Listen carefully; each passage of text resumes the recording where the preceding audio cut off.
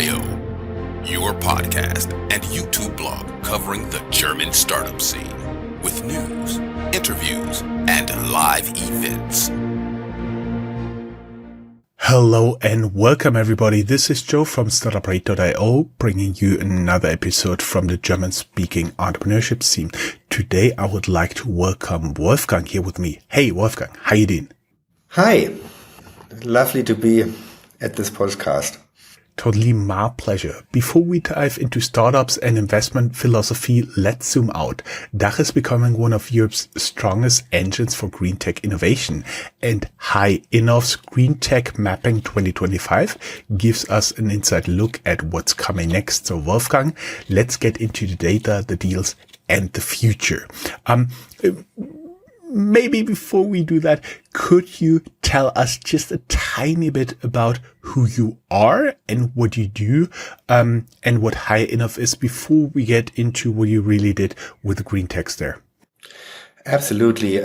So we are a German-French B2B venture fund. We mainly focus on Series A investments. We are on the market now for more than 10 years, just investing our third generation. We specialize on deep tech and true B2B technology. So everything which helps enterprises to become more digital, become more efficient. This is our investment themes. Basically, we invest in 5 main areas.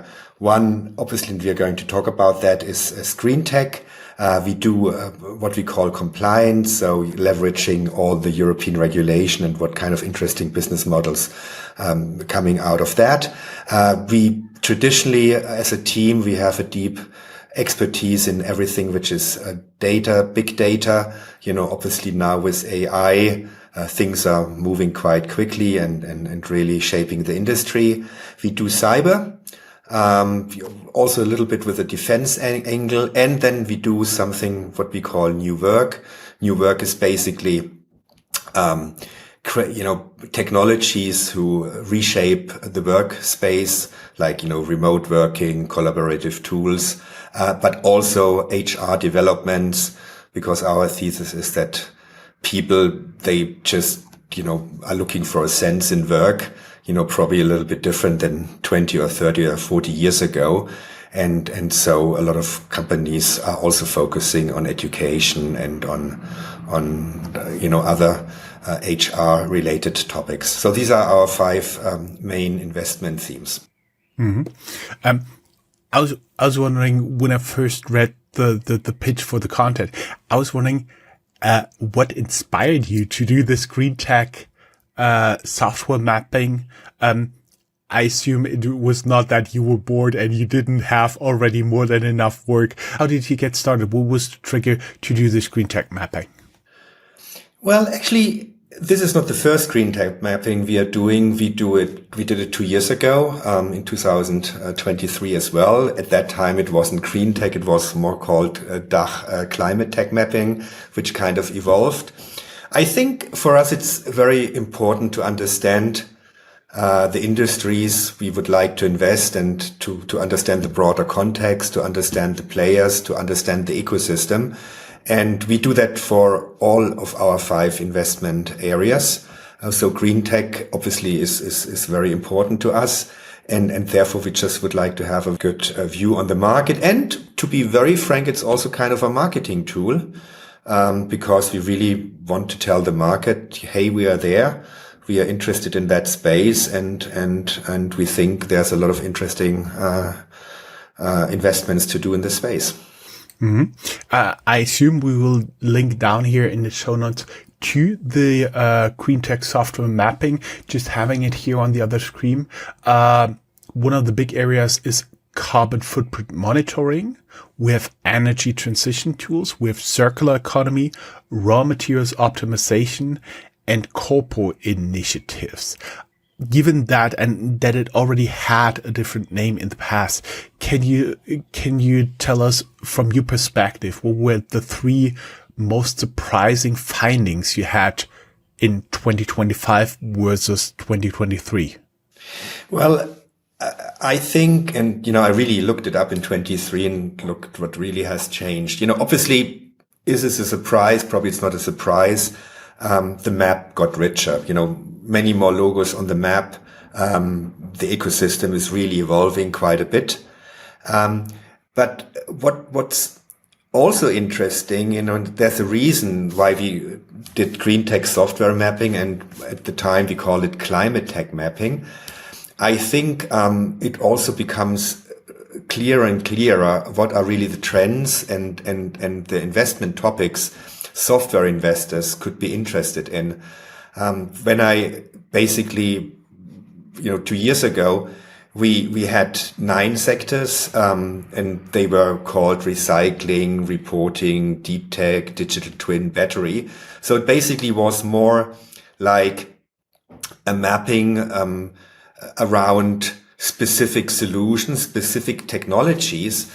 But I think now, the more the ecosystem evolving, it is clear that it's not so much about specific technologies. It's more about there is different areas, people trying to find solutions, whether it's with technology, whether it's with, other business models. And so I think the surprising or kind of the new methodology is more looking at it from a user perspective rather from a technology perspective, because we see real usage of these technologies. Talking about the real usage, we already talked about the different categories here. Which of those categories do you believe is gaining the fastest traction in the DACH area? Actually, that's kind of a tricky question, because I think, and we even have real life example, and maybe later, on a few examples, I can elaborate on these real life examples. I think it all is kind of interwoven and kind of linked together. Talking about carbon measurement, you would think it's very easy and very, very trivial to measure the carbon footprint. It's not. Just ask AWS and ask, what's basically the carbon footprint of your data center. They don't know. They simply don't know. So when you don't have kind of the tools to measure impact, how, can you achieve corporate sustainability? How can you really kind of achieve energy transition and circular economy? So I think what's happening right now is, there's a underlying layer of measurements of technologies developed, then obviously, and then on top of that, once they really understand the problem, new technologies emerge to solve these problems. So I wouldn't really make a bet, what of these 4 areas are growing the fastest. Put it like this. When you look at market volume, obviously energy transition is a huge market. It's a multi-billion euro market, and it's huge investment volume. When it comes about carbon measurement, these are kind of software, which are used. But so when you look at I wouldn't call that as big as a market as carbon, as energy transition. So I think when it comes to volume, obviously there's a difference, but what's going to be most active and picking up, hard to say. Mm-hmm. Mm-hmm. I see. I was wondering for our audience, if you're building green tech startup in the DACH region or want to invest in one, drop your thoughts in the comment. What trends do you believe will dominate by 2026? Going a little bit into trends and technologies. What role is generative AI already play in green tech software, and how do you see it evolving? I think that's a broader question, because AI is just changing the way how to develop, how to propose, and how to how to propose software, how to structure software, and how to go to market. That's a general trend. There's an entire layer of engineers, of software engineers and programmers which aren't used, aren't necessary anymore. With AI, you can create wow effects to customers, even to investors. And when you really go under the cover, you understand, well, it's basically a very smart application of an AI technology. of an AI LLM model in order to come up with answers, which are probably very nice to have, but probably not very kind of sustainable when it comes to a clear differentiator. So I think the market, especially when it comes to software investment, is changing dramatically right now. And obviously that impacts GreenTech software because, it's so much easier on the one side to visualize, to get answers, to gather data, to really try to make sense out of what you're gathering, what you're trying to achieve. But on the other side, it's also a little bit tricky because you really have to think very hard, what is really the value add you're offering to customers, to the landscape, which goes beyond AI, because AI at the end of the day, I think it's more a tool. It's not the solution per se. So I think it's getting a little bit more complex when you think, what's really the value proposition you want to invest. And that's true for GreenTech, as well as for a lot of other kind of sectors. Mm-hmm. Mm-hmm. I have been observing the space for quite some time. And for example, what was one of the things that happened in the past was, for example, Cloud took over, and at one moment, everybody was a cloud first startup. I do believe that's now so essential. Nobody talks about that anymore. All startups are more or less cloud based. Do you think it will be the same way with AI, that almost every startup in one way or another, especially software, will include AI? Absolutely. I think it's always like, obviously now when you have a pitch, when you get business plans, the headline is always AI. It seems like, nobody even dares to ask for money or really build a business model if AI isn't in the headline. But at the end of the day, it's a technology. It's basically a technology which makes a lot of things easier, faster, which basically creates new opportunity. But at the end of the day, it's a tool, and it will become a standard. It will become a standard, in developing software. It will be a standard when you request information, when you create a user interface, a look and feel interface. And I'm pretty sure that in 2 or 3 years, the pitches won't have AI in the headline, but it will be deeply interwoven into any solutions startups offer. Mm-hmm. Talking about solutions here, you're also tracking startups using vertical software tools like, it's called DeepKey to meet ESG and CSRD requirements more effectively than horizontal platforms. Well, I think that's just, how it is. I think if you really want to be successful, you have to be an expert in the domain you're doing, especially when it comes to data plays. And by the way, that's also the big opportunity startups have, compared to all these horizontal players, the big Silicon Valley giants and the guys who develop the LLMs, really having a specific industry expertise and really understanding the data sets and data requirements of that specific industry. In the case of DeepKey, that's really an investment we are very proud of, because, we don't call it startup anymore. It's a real scale up. They are now the European-wide leader when it comes to measuring the carbon footprint in the building industry and or the management of buildings. And that requires not only the ability to know how to measure a carbon footprint, how to display, how to organize it, but it also requires an in-depth knowledge of the industry. And typically horizontal platforms simply don't do that, because that's not what they are built for. They are general purpose platforms, and people probably would use it as a tool to build their own solution, but they really don't address a very, very specific industry. Actually, I've rarely seen that. So, there is a premium for industry knowledge, sector knowledge, and you can build true market leaders when you have that knowledge. So your mapping is not only graphics, it's also a document. And when I went through it, you mentioned 216,000 tons of CO2 savings impact. How did you calculate that, and what does it signal about the market maturity? Well, I have to say, when I read that, I was asking the question to myself, and then I really asked also my team.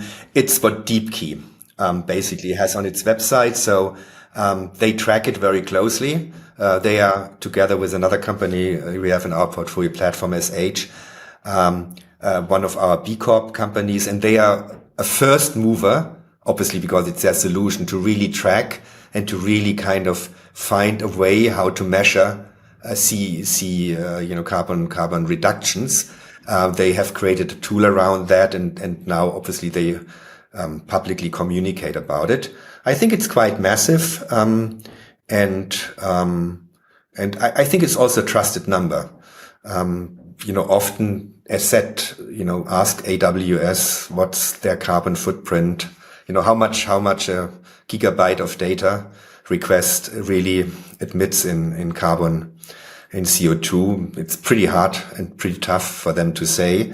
At least at DeepKey, that was a focus early on. Let's talk a little bit about the DACH specific context. Usually when you look into something like that, you see strength and weaknesses in the DACH startup ecosystem. Where do you see that, especially when it comes to scaling innovations? I think what's specific, and obviously I can compare a little bit because we are equally investing in Germany and in France. I think in Germany there's kind of this first mover mindset, and people have always embraced that very early on. For example, when I compare the DACH mapping in 2023 to the French mapping, I think I see a little bit more logos on the DACH side, just a pure number game. So I think it's this mindset and really, wanting to change something and really building technology solutions around that. So that's a very positive thing. Obviously it's all across Europe. But somehow I have a feeling there's this special touch, to the DACH market when it comes to this thing. In terms of scaling climate innovation, and I think we are also going to talk about that a little bit further down the road. It's at the end of the day, it's great to reduce carbon footprint. It's great, to create a circular economy. It's great, that corporates get, more responsible and take care. A few things probably they haven't done like 50 years ago. But at the end of the day, it really is, after all, it's business, right? It's how to make money. And I think that's the biggest challenge, and probably even in Germany, like people tend to think about the solution per se, rather than is it really something which is sustainable, but not sustainable in terms of ecology, but economy. Because at the end of the day, all the solutions have to make money, have to create a return. Otherwise, it's not sustainable. It's simply a lie to think that you can do stuff, just for doing stuff. It needs to be economically viable. And I think that's the biggest challenge. Mm-hmm. Talked about challenges here. There's always regulation. Do you see the regulation currently as an opportunity or as a burden to GreenTech founders? I think that's neutral. that really is neutral. I think regulation is grossly overrated when it comes to these things. Obviously it can initiate thinking.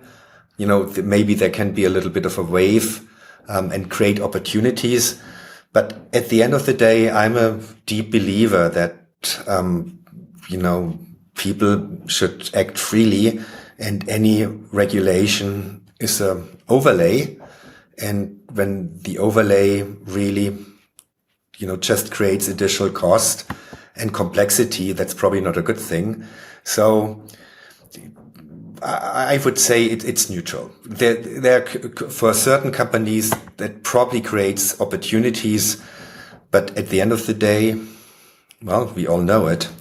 We do have a bureaucracy problem, and that doesn't stop in GreenTech. Yes, nicely said.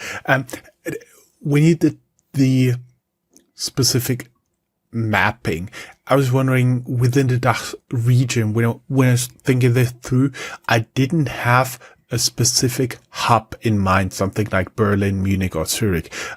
Do you see any of them or another one seen emerging as a green tech leader in software innovation? No. I think that's the nice thing about Germany.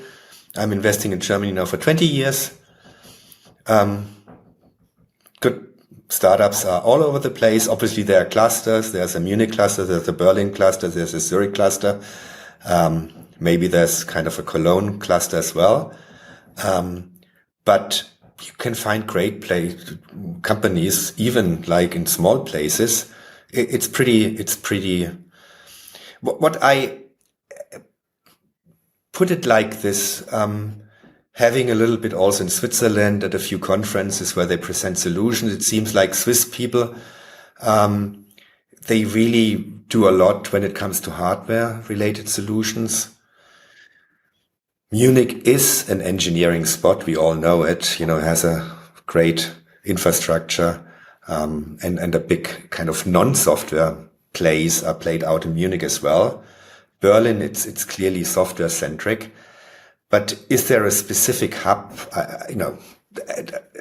Really never happened. I'm also, when I look at my personal, local investment, it's completely random. Great teams are all over the place, which, by the way, is the beauty about the DACH region.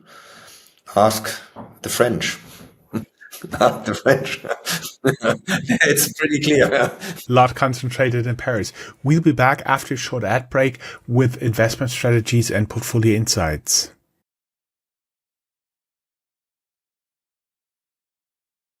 Hey guys, welcome back to my interview with Wolfgang from HighInnov on the GreenTech DACH software mapping. We get exclusive insights from him, and we're now talking about investment strategy and portfolio insights. Wolfgang, how does the GreenTech mapping inform your deal flow and investment priorities at HighInnov? Well, that's also a very generic question, which probably isn't 100% on GreenTech mapping, but it's basically, it shapes your way of thinking. It's always different to discuss or kind of to think you've understood something and to really bring it on paper. This is, by the way, also why, like, when we do investments, people, submit investment proposals in written form, like really plain English, not kind of paste and copy of some PowerPoint slides, because the very moment you really have to bring down something written, you have to think. And by the way, best example is that green tech mapping, which was called climate tech mapping, 2 years ago. Now really we had to think, how the market is evolving. Are there new categories? Do we have new classifications? So that it really is, it's an exercise which kind of disciplines you and really makes you look very carefully in what you're really looking for, what are really kind of the major trends, and what really makes a difference, or what possibly could do a difference. And then obviously it's a great tool, because then you have a very concentrated period in really getting it right. Not forgetting pieces, trying to have a full coverage. probably, obviously, on our mapping, there isn't any, 100% of possible GreenTech companies in the DACH region, but at least, it kind of disciplines you what's really important, what could be potential winners, or what are kind of people, our companies who are really setting trends. So I think it's very useful, especially when you work in a team and when you want to start a conversation, and then when you want to basically discuss business plans and really also, what kind of direction you should look at. We really like it. And as said, to be very frank, I pointed that out at the beginning of that podcast. It's also, making us known a little bit more in the market. And, just a little bit, a little exclamation mark. Hey, we are there and we are interested in this space. I see. Talked about investments. Can you walk us through the decision to invest in Trace for Good and how it aligns with your thesis?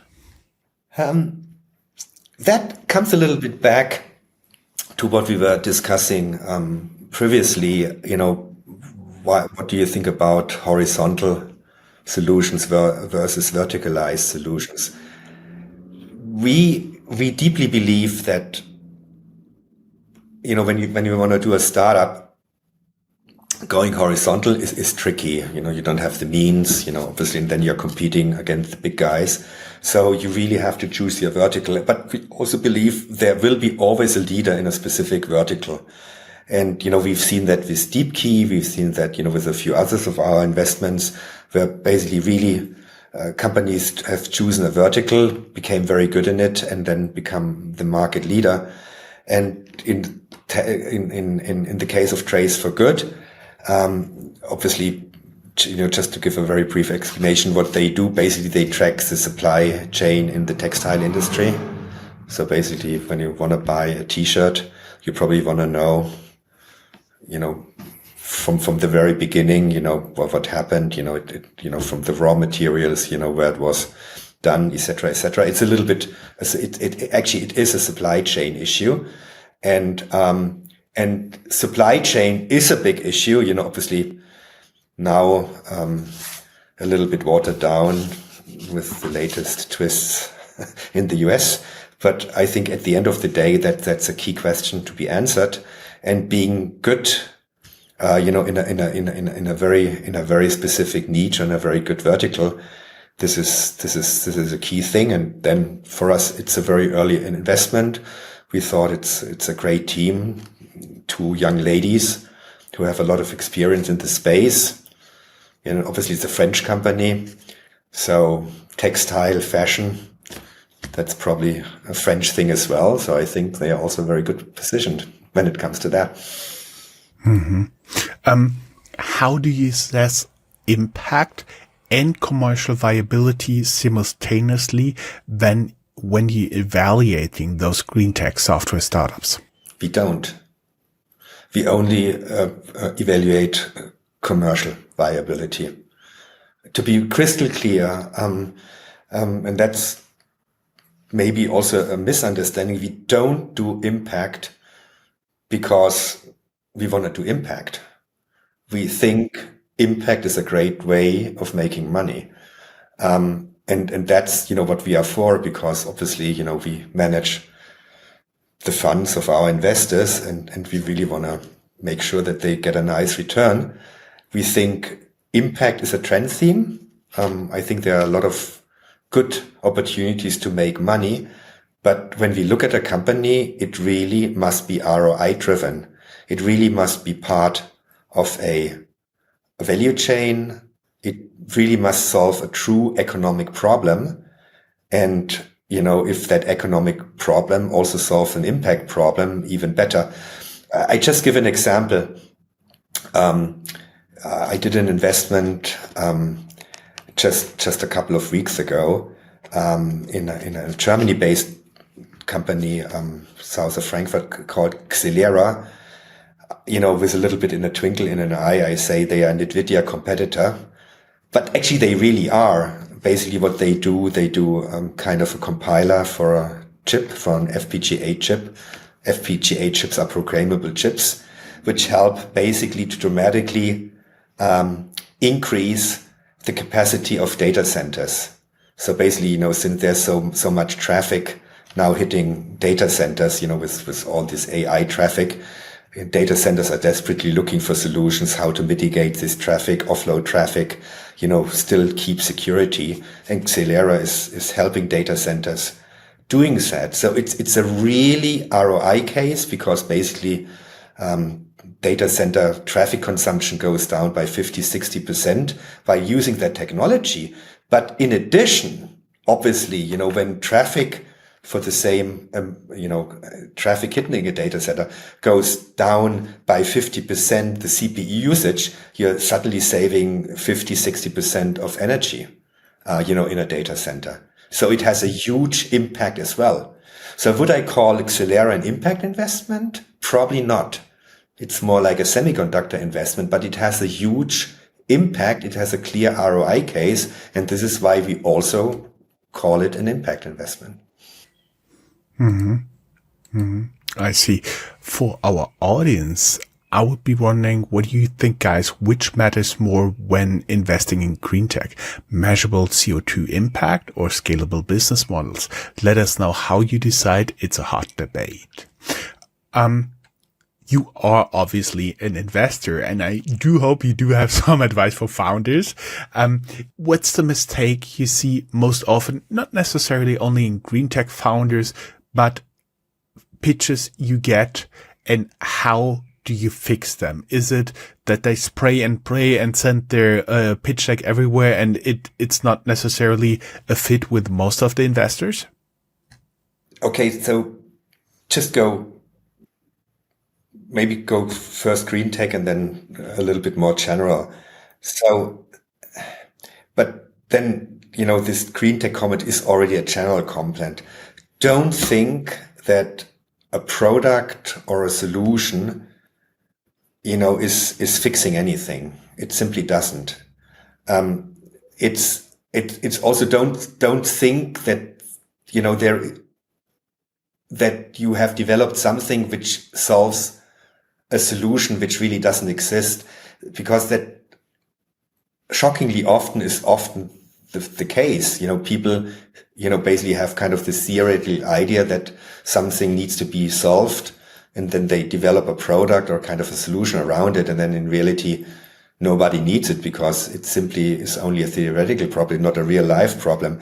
So I think, obviously the key thing is when it really comes to kind of starting your startup, or really get industry expertise and really try to solve a problem which exists and which creates ROI, which really, at least in B2B investing, which really, as simple as that, you put out a piece of paper, you can go to a customer and you say, look, when you take my product, when you take my solution, you can save X in cost, or you can get, so much more nimble, or you can gain so much more customers.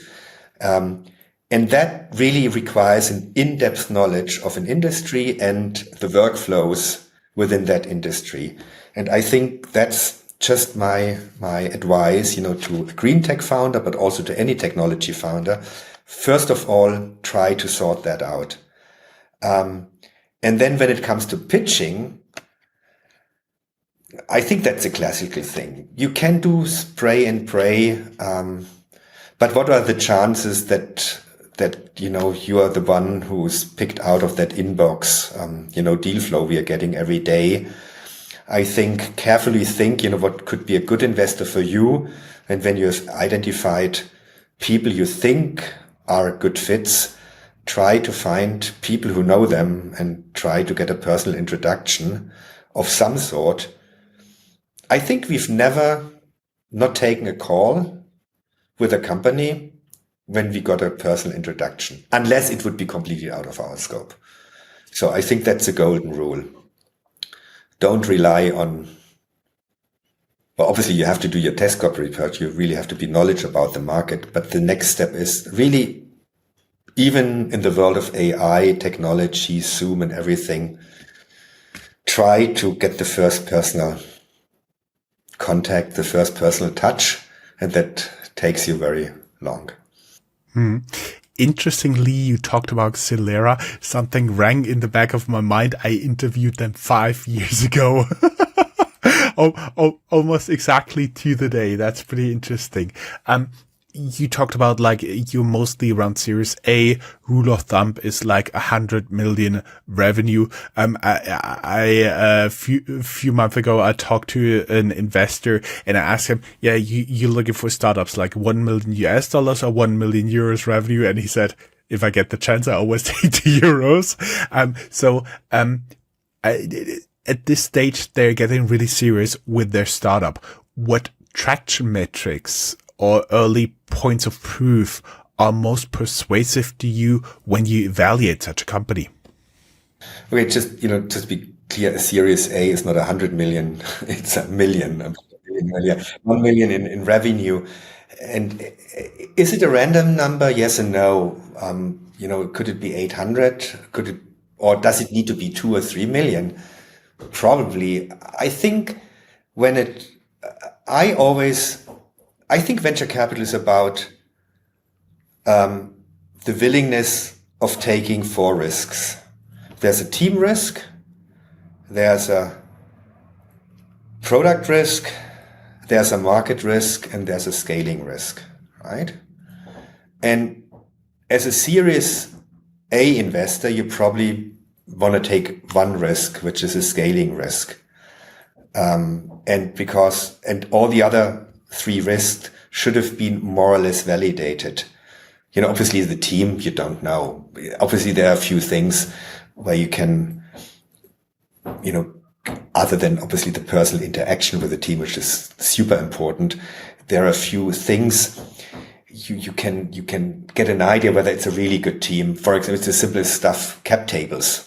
Like people who are already 70% diluted in the seed investment are probably not great guys, because they kind of didn't understand a seed round. And then obviously, when you've spent already 5 million to getting to your first 100,000 in revenue, that's probably not a stellar performance. So, you get that. Okay, but then the team is very important. And then obviously, market and product goes a little bit along. When you have a critical mass of customers, there probably is a market because people are buying. And, when people are buying and aren't churning, then you probably have a product, because it's working and people seem to be happy. So, and I think as a Series A investor, you want to have these 3 things validated. And that can be like,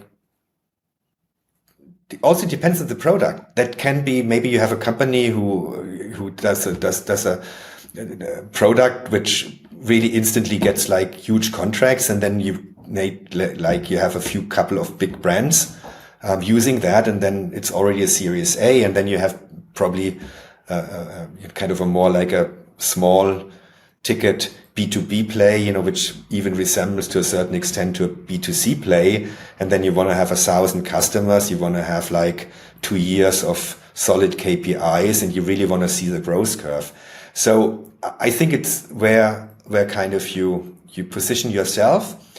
And then, so that's a Series A. To me, that's a Series A.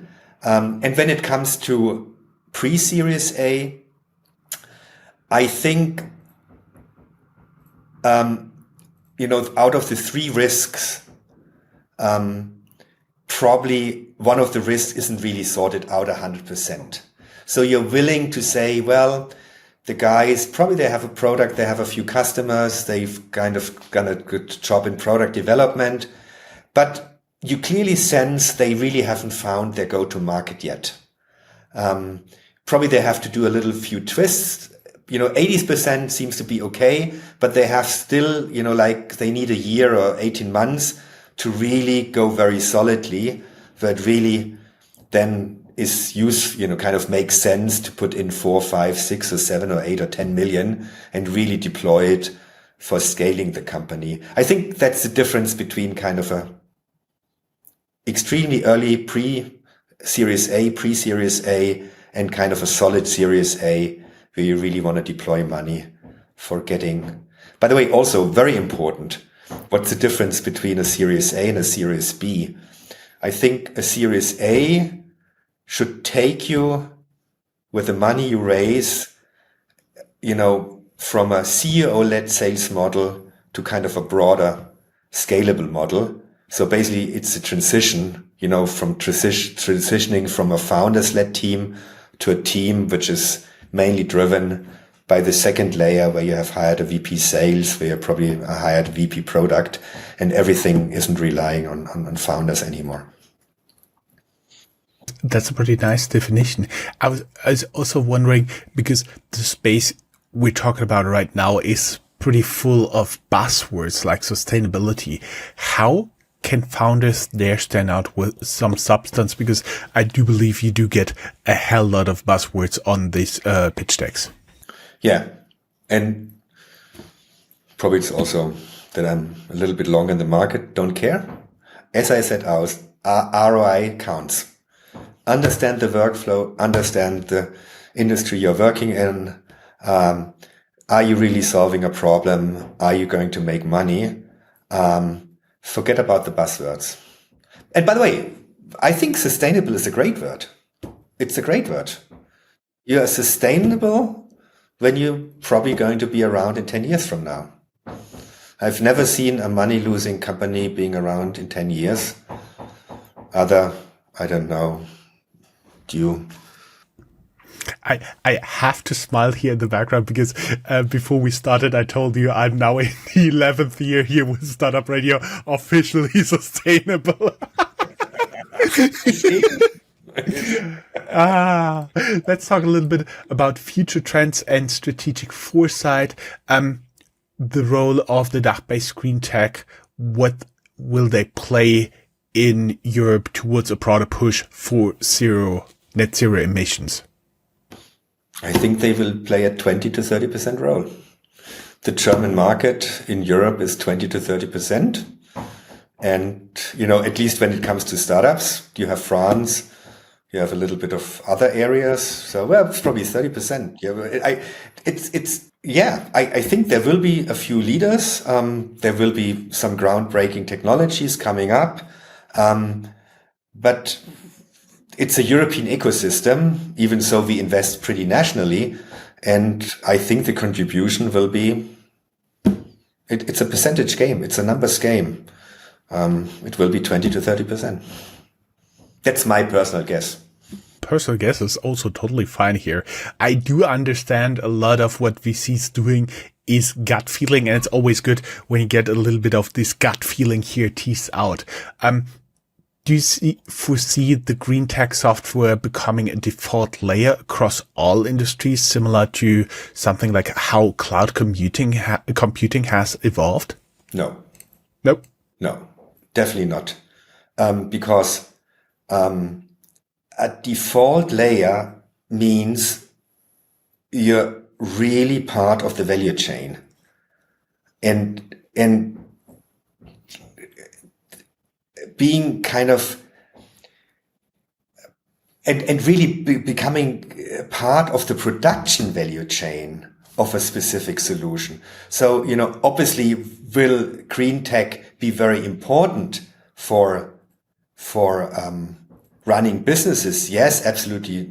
Yes, because you have reporting requirements. You basically also want to become more competitive. To a certain extent, it really also probably helps you reducing cost in any sort, especially when it comes to carbon pricing, etc., etc. But being a default layer, so kind of being absolutely required to run a business.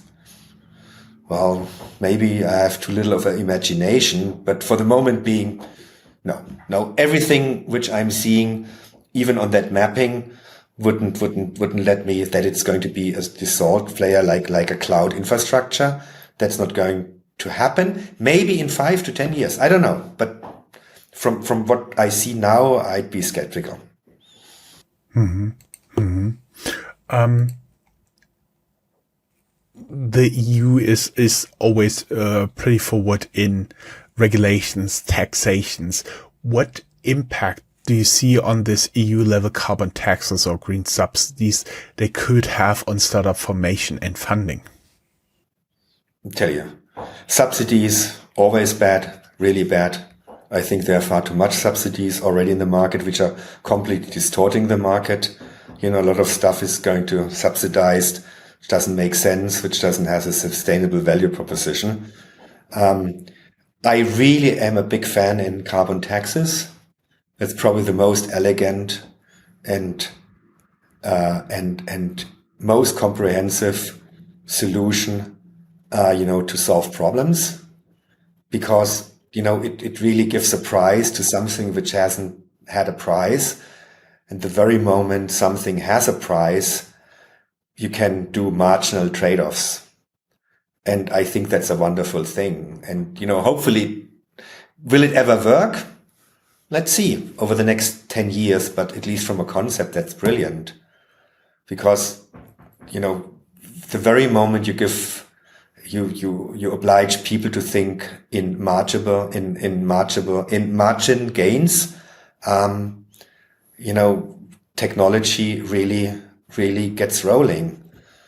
First, low-hanging fruits are fixed, and then, the more the price increases, more tough problems get solved, and then also it's kind of, to a certain extent, you can plan with it. Probably you can't really plan for the exact price, but you can plan with a long-term trend, and that's always a very good thing when you can plan. Mm-hmm. That's totally true.